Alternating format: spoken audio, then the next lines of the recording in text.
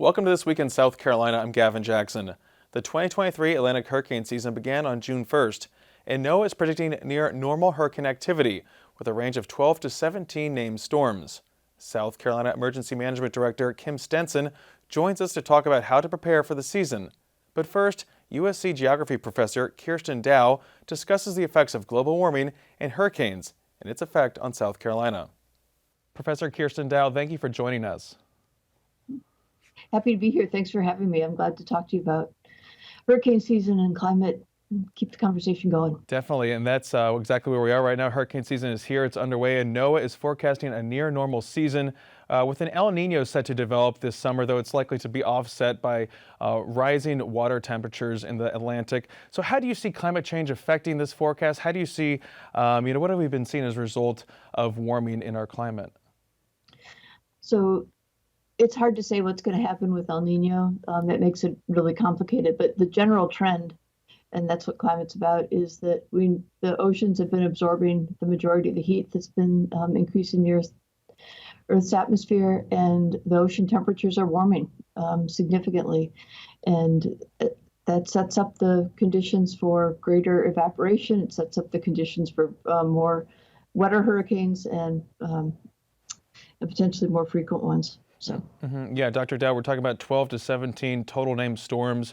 Of those, 5 to 9 could become hurricanes, including 1 to 4 major hurricanes. So a little bit different season than what we've seen in the past, but still worrisome when you look at those water temperatures that fuel hurricanes. It only takes one, right? It's not, this is it may mean that we spend less time, worrying about what's happening out and watching what's happening out in the Atlantic, and being grateful for the quality of forecasts that we have available so that we can sort of think ahead. But yeah, it only takes one for it to be a big problem. So, and that we can't tell where it's coming. How closely do you watch the forecast? How do you approach hurricane season yourself as someone who studies this? So I'm really lucky. I'm in the geography department at University of South Carolina, and I'm a social scientist, so I start to worry about how people are going to respond. But when I'm interested in what's going to happen, I watch it really closely. And then I turn to my colleagues, Dr. Carboni and Dr. Mock, to tell me what they think of the models and how they're developing on a regular basis. But we also have the Hazards, Vulnerability, and Resilience Institute here that has done a lot of hurricane recovery work. So I'm sort of surrounded by people who follow it really intensely. Yeah. It's a group thing. Very important, especially with this changing climate we have. But so let's talk about outside of more intense hurricanes. When we talk about climate change, what are some other ramifications you and your colleagues are studying that we should be looking at when it comes to ramifications of climate change affecting South Carolina? We built our whole livelihoods around expectations of a certain climate in ways that are subtle, like the kind of asphalt we put on the roads, right, was developed for certain temperature conditions. The shingles we put on our roofs were designed for certain wind conditions. But my colleagues and I collaborated with Dr. Carboni, particularly led a report on climate science for the State Office of Resilience. And the state's first resilience plan is due out soon, and it's going to have a discussion about the kinds of things we're looking at. So it's the hurricanes, it's definitely the heat here in South Carolina and in the Southeast. We already have some of the highest levels of occupational related mortalities related to heat. And we know that those conditions are going to continue to become more difficult. And the National Institute of Occupational Health and Safety is working on new regulations. OSHA is working on new regulations to help us better prepare and keep people safe during those conditions. But that's a big one. And of course, the state resilience report is based on flooding. And these hurricanes have been wetter, but to the extent that we might see some more flashy rainstorms and additional flood risks, we're thinking about that. And drought, which is also in the mix. Our state, we've been lucky for quite a while, but we've also had some really bad droughts in the past that influence our agriculture, influence manufacturing, transport, those two particularly. So there's a number of things that we're thinking about. And anyway, I could just keep going on, right? The pollen season, the public health effects.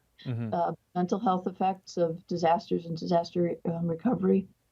It's a wide-ranging set of things. Yeah, Dr. Dow, do you think that we are taking this seriously in South Carolina when you look at the policy aspects of it? I mean, I know we have this Office of Resilience, which is important when it does come to flooding and mitigation and recovery efforts, and that's a pretty big step in the right direction when it comes to hardening our state. What about other ways that we're approaching this? Do you think that we're doing everything we can to really mitigate these effects of climate change? I think we could be doing more in terms of a real greenhouse gas reduction plan and thinking about that. We've got some great leadership in terms of having electric vehicles being promoted here in the state. We're increasing solar. There's some movement on offshore wind, which is going to be an important part of the solution and an economic opportunity for the state.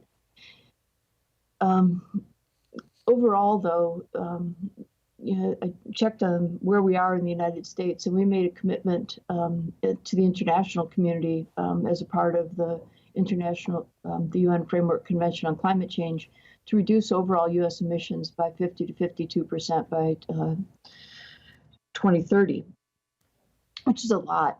And the last accounting we have of that is that we've reduced them 15% over the 2005 levels as of 2022. I know it's a lot of numbers, right? So compare, if the baseline's 2005, we're 15% below that, but we said we're going to get 50% below that. So to get on that track and hit the trajectory we're really looking for, we've got to move a lot faster. And South Carolina has opportunities to, and is sort of positioning ourselves to be an important part of that solution. And find the silver lining in the change. So I'm glad to see that happening. Yeah, and when you talk about manufacturers, especially EVs coming to our state, a lot of them are thinking with a more greener focus too and incorporating more green energy in their blueprints, and maybe something that we could see other manufacturers doing too and getting tax breaks for doing so. Didn't mean to put you on the spot there for a policy response because that's not your foray, but obviously that's something we need to talk about too, not only as a state but as a country. But kind of changing gears a little bit, tell us about the psychological effects of climate change, maybe what you're hearing from students, what you're hearing from some folks in the community. Do they understand it, specifically when you talk about heat too? I mean, that's something that's a big killer. It's a big problem, especially when we see these heat waves. And here in Columbia, we know plenty about that, but that affects the entire state and the country as well. When we think about the psychological effects of climate change, I was trying to pull it all together in my thoughts, and I thought, boy, we have been through so much psychologically in the last couple of years already, right? The COVID's still with us. Families are still mourning the losses of the many people that died there, and the changes and the just disruptions of livelihoods. So we put on top of that worries about the future of your investments in your home and your health outside and the well-being of future generations. It's not a surprise that people are talking about cases of climate anxiety, but just also feeling the additional stress on so many other things that we're already worried about. So while some of these stories are so sad, they'll you look at Hurricane Ian that was a little worse because of anthropogenic influences. And you think that those people are still putting their lives together, and now they're hearing about another hurricane season. You can imagine how they're sick to their stomachs as that comes along. But we also know that there are different opportunities out there that we can start taking on, and okay, this doesn't look good, but let's start thinking about what we can do. And there's just basic things like as people are putting roofs on their houses. One of the great things that you can do to protect yourself against those intense rainfalls and hurricanes is to tape up the joints between the boards when you put them on the roof, right? If that can reduce the amount of rain getting into your upper attic area by, I guess it would be a significant percentage. I'm going to do the numbers, but that kind of thing is relatively cheap, but it makes you safer. What about when you look at the UN Intergovernmental Panel on Climate Change issuing that report this year in March about some dire findings, not to kind of go back to the psychological impacts and pile on a little bit, but it says that we need to cut greenhouse emissions nearly in half by 2030, kind of going back to some other numbers we Yep. were talking about there, to prevent the most catastrophic effects of global warming.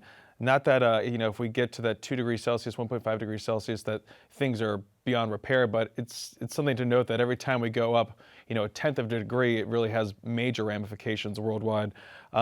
What stuck out to you in that report, if you read that report, and maybe some other things that you see us doing to prevent these problems from growing?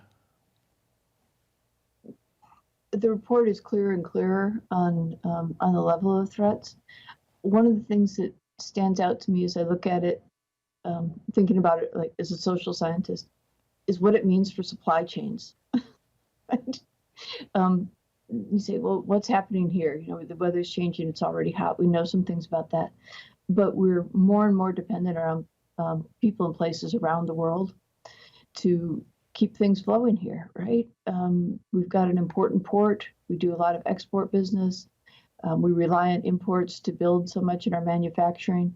And when those disruptions start happening in other parts of the world, then we're going to feel them in that same ripple effect that we've been experiencing with other different catastrophes, right? Why do you think it's so hard for us to shift our thinking when it comes to climate change? I mean, do you still run into a lot of folks that deny climate change, or maybe they have different approaches to how it's being caused? I mean, what needs to be done maybe for people to really deal with this more?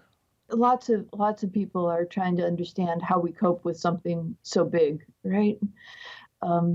But I do think one of the important things to do is to continue to have the conversation. For a long time, it was too awkward to talk about it. You didn't want to get anybody upset. But now, one of the healthiest things we can do is actually get it out there and let's start to explore this. Keeping silence on it is not going to make it better. Mm-hmm. And we don't have to argue about why, but at some point we're going to have to figure out that there is an anthropogenic footprint and we're going to have to deal with it. But I would like to start having us think more about adaptation, because we make infrastructure choices with 70-year lifetimes, right? And we think about places that are MUSC, for instance, as they build downtown Charleston, they're making investments with long-term infrastructure things, and they're thinking hard about this long-term implications. And for those of us who are resistant to change is hard. So as we start thinking about these adjustments, breaking it down, you're not going to solve the whole thing with one particular big change, but incremental change that can add up. You start with a little bit of a wedge and you build it up and up and up until you I can't do this for my camera, until you get a decent sized slope that gets you where you need to be, right? Mm-hmm. I think that's a little less overwhelming. And knowing that there are solutions out there that can both help us adapt and help us reduce the greenhouse gas emissions that are driving the worst conditions.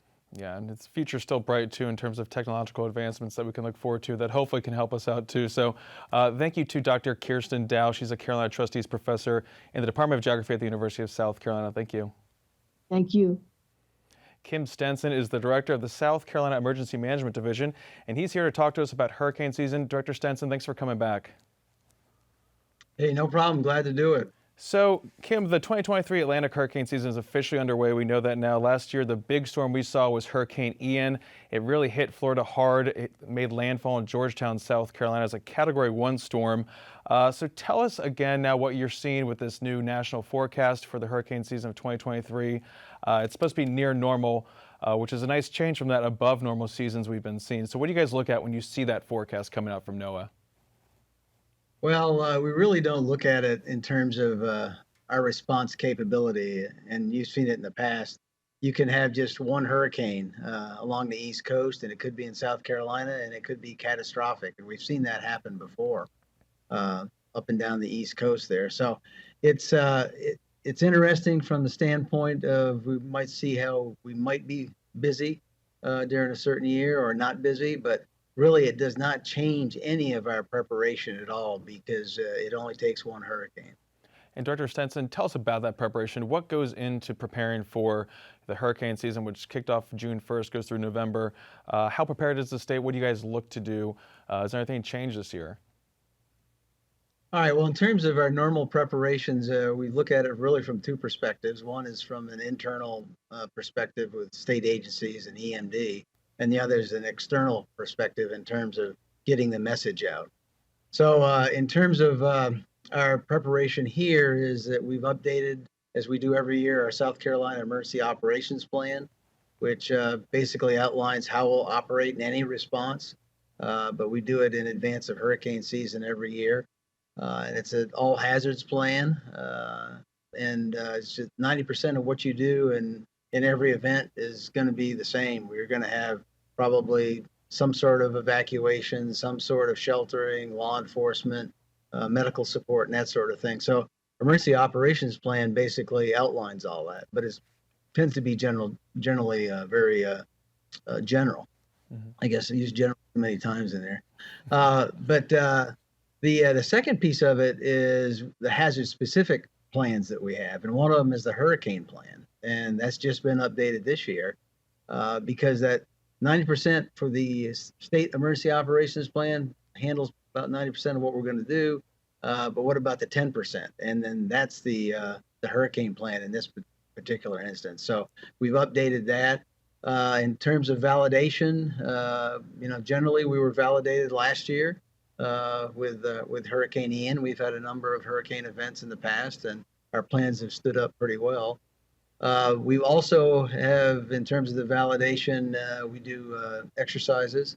We've had the State Emergency Response Team, which is basically the state agencies that are going to respond to an event.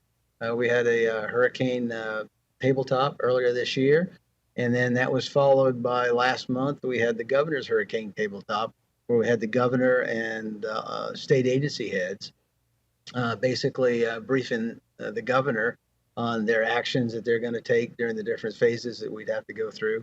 And then also any challenges or issues that we might have to be concerned with. There's nothing terribly new this year that's different. It's just an update of the plans, but we don't have any new doctrinal changes. But I would mention that we have an ongoing hurricane evacuation study right now, and that we are working through that in terms of an analysis of several areas, including vulnerability, behavioral, and transportation. And that will probably drive some changes next year, not this year, but probably next year as we finish that study. So we're looking forward to doing that. Yeah, and then from an yes, sir. Well, from an external standpoint, trying to get the word out in terms of the personal preparedness message. We have the hurricane guide that we push out every year. We have a very active social media presence on social media, trying to get everybody to be prepared and kind of work through that process. So that's an ongoing effort, and we'll continue that not just through the season, but after the season as well. Mm-hmm. Yeah, the SCEMD Twitter is quite a treat. We all enjoy them getting the message out in unique ways. But Kim, I want to ask you a little bit about when we talk about evacuations and lane reversals and all those things that happen when we get closer to the possible impact of a storm. It's kind of rare, but we've seen them over the past years with several storms hitting our state, affecting our state. Can you tell us what goes into issuing an evacuation order and when it comes time to make lane reversal decisions? Right. Well, there's a couple principal parts to that process. One is that we have a disaster intelligence group that meets and takes all the science and all the intelligence information and then provides the group, and I'll talk about the group here in a minute, but the group, the information that they'll need from a scientific standpoint, if you will. That group is, of course, the state agencies and, of course, with EMD here, but it also includes the county emergency managers and, what their information needs are in terms of their making recommendations.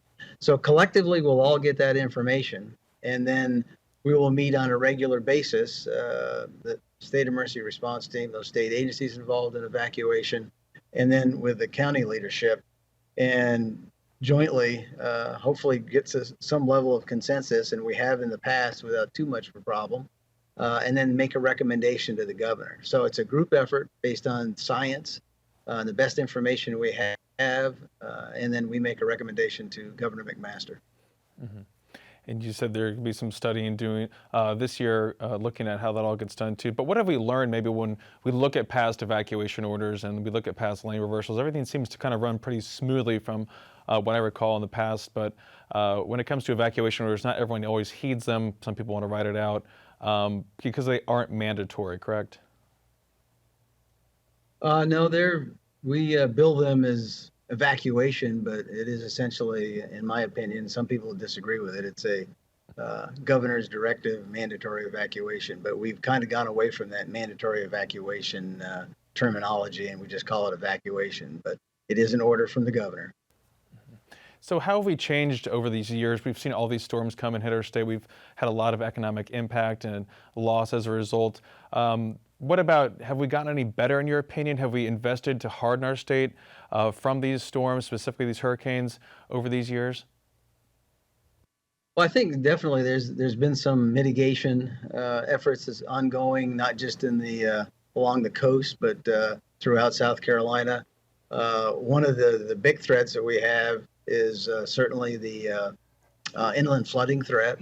And we've seen most of our fatalities come from that. We've not had anybody, to my knowledge, that's been a fatality as a direct result of the surge, but inland flooding has been certainly an issue along those lines.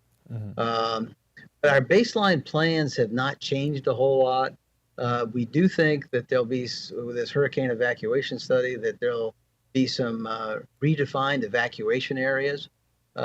We've got to we need to look for the middle ground there in terms of determining where the most at-risk areas are as versus over-evacuate.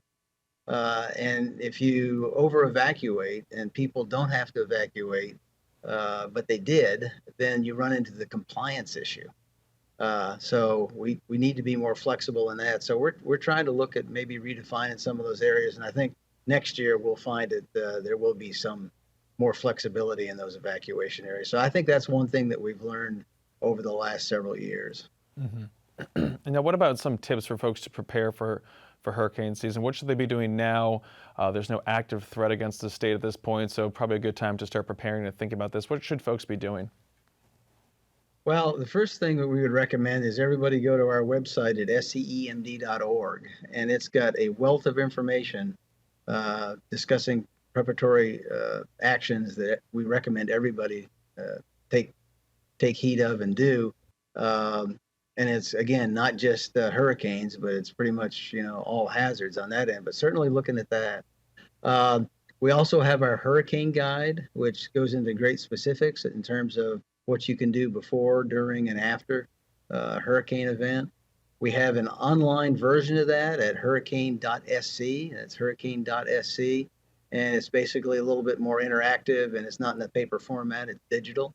And you can pull that up, on your smartphone. So certainly would recommend that people do that. I guess bottom line is we recommend everybody be their own personal emergency manager, know what threats that they're going to have in their particular area, and then how they would react to that. And if they have to evacuate, have a place to go and a plan to get there. Mm-hmm. A good bit of personal responsibility on everyone this hurricane season. When's the most active time, Kim, when we see things ramp up? I feel like the fall is like when we always see that first week of October's kind of been notorious recently for a lot of activity. Well, and that's, I think, from my perspective, and the science certainly bears this out, probably for us, September and October are probably the busier ones. And we can have one, next week. And we could have one probably in December after hurricane season is over. But typically, the September, October timeframe is probably the busiest and most active. Mm-hmm. And Kim, just as we wrap up, talk to us about the Office of Resilience and how EMD works with that office. Have they taken some of your responsibilities, or do you guys work in collaboration when it comes to resilience planning, mitigation, and disaster recovery? Well, I think definitely it's a collaborative effort, and we work closely with them, and they work closely with us, and work through the process and make sure that we've got the division of responsibilities. And I don't think we've had any big issues in terms of that collaboration at all. But It's just different programs with the same end in mind, and that's protection of the citizens of South Carolina. Gotcha, important stuff there. And that's Kim Stenson. He's the director of the South Carolina Emergency Management Division. Kim, thanks again. Okay, thank you. Appreciate it. To stay up to date with the latest news throughout the week, check out the South Carolina Lead. It's a podcast that I host on Tuesdays and Saturdays that you can find on southcarolinapublicradio.org or wherever you find podcasts, including your smart speaker. For South Carolina ETV, I'm Gavin Jackson. Be well, South Carolina.